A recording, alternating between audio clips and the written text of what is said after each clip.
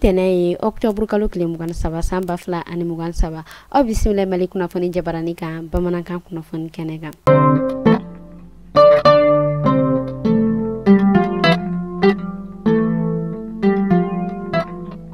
Kunnafoni daminɛna an m'a ladonna k'a fɔ Mali a n'a malaburu bɛɛ lajɛlen na fɛn min yɛrɛ ye courant ye ani ji ko o yɛrɛ kɔni sɔrɔli ko o bɛ ka kɛ kata banani ye. Kunnafoniyaw y'a yira k'a fɔ ni courant o yɛrɛ kɔni tigɛla sɔgɔmada fɛ ko fɔ ko su ko courant bɛ na ko ji ko o yɛrɛ kɔni tɛ ka sɔrɔ tun ko u yɛrɛ kɔni bɛ ka u yɛrɛ kɔni dɛmɛ ni fɛn min ye ko o yɛrɛ kɔni tɔgɔ ye ko kɔnɔnaji. Kunnafoniyaw y'a yira k'a fɔ Bintu Kamara ni ale yɛrɛ ye énergie ministre ye ni ale tun bɛ yaala la ko ale yɛrɛ kɔni nana ko kunun karidon ko a yɛrɛ y'i sɛnsɛn ka se u ka baara bolo caman na ka taa baaraw olu kɛcogoya lajɛ ko yaala yɛrɛ kɔnɔna na ka a y'a ye k'a fɔ ko fɛn caman bɛ yen nɔ ko olu yɛrɛ kɔni bɛ jɛnin kɛ u ka baaraw olu kɔnɔna na o hukumu kɔnɔna na u y'a yira k'a fɔ ko u yɛrɛ kɔni bɛ ka baaraw olu ɲɛɲini ka wuli ka jɔ kɛ maa minnu olu bɛ ka yuruku kɛ nin courant ko in ani nin jiko in kun kan ko ka tigɛ da olu bɛɛ ka ko olu bɛɛ minɛ kelen kelen ka sabu kɛ dugudenw olu yɛrɛ kɔni n'u ka dusumakasi n'u ka tɔɔrɔya ko o yira cogoya suguya bɛɛ lajɛlen na ni bonya o kɔnɔna ye.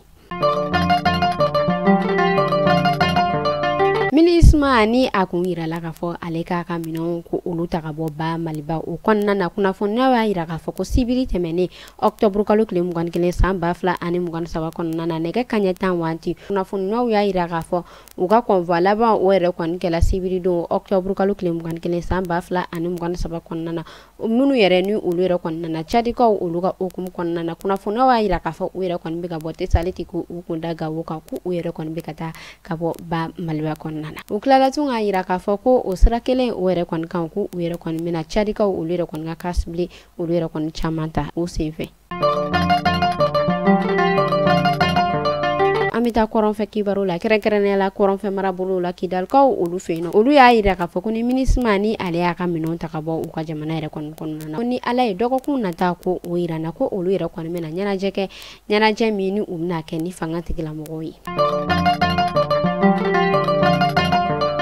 An bɛ taa Douanza minisma maa minnu ni olu yɛrɛ kɔnɔna na Togo ale ka hukumu kɔnɔna na a yirala k'a fɔ olu yɛrɛ fɛnɛ ye u ka minɛnw cɛ sibiri don kelen in na san 2023 kɔnɔna na ka o yɛrɛ kɔni kan ko o datugu ko o yɛrɛ kɔni tile ko o ta ko de u ka fanga tigilamɔgɔ ma o y'a yira k'a fɔ ni Douanza o yɛrɛ kɔni kan o yɛrɛ kɔni datugula ko u yɛrɛ kɔni u kun da Tesaliti o yɛrɛ fɛnɛ ka tila ko o kan ko o fɛnɛ datugu.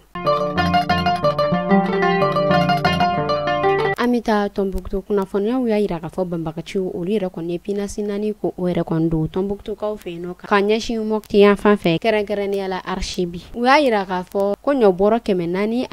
ɲɔgɔn kɔ ko olu yɛrɛ kɔni sela ka décharger. An bɛ taa Ɲafunge a yirala k'a fɔ nin dɔgɔkun in week-end o kɔnɔna na ko Ɲafungekaw olu fɛ yen nɔ banbagaciw ko u yɛrɛ kɔni ye tiɲɛniba don olu yɛrɛ kɔni kun tiɲɛniba in ko u yɛrɛ y'o ɲɛsin yɔrɔ min ma o de ye Orange ma olu yɛrɛ kɔni ka antenne a yirala k'a fɔ u yɛrɛ kɔni antenne caman ko o yɛrɛ kɔni cɛ min yɛrɛ kɔni kɛla sababu ye ka to fɛn min yɛrɛ tɔgɔ ye ko réseau o yɛrɛ kɔni tɛ ka sɔrɔ Ɲafungekaw fɛ yen nin wagati damadɔ in na. An bɛ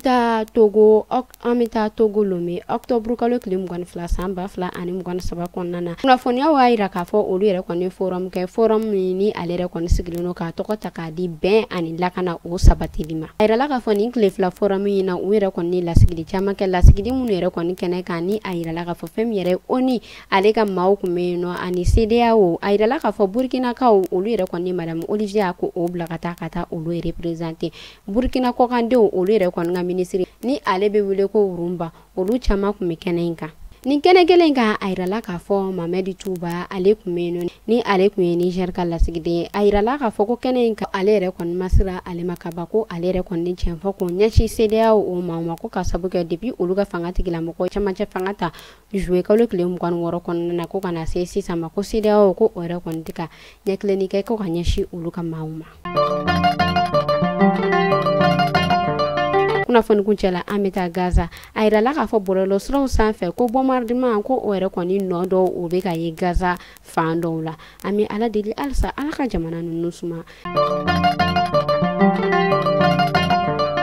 Ni ne kun bɛ dansigi kɛ bi kunnafoni na ni e maa i bɛ fɛ i ka yɔrɔ o ka lakodɔn n'i bɛ fɛ i ka feerefɛnw ka lakodɔn ani ka baarakɛtaw i b'an wele ni numéro damadɔ in na 75 71 50 31 ni ne kun bɛ dansigi kɛ bi kunnafoni na aw kan bɛ siɲɛ wɛrɛ.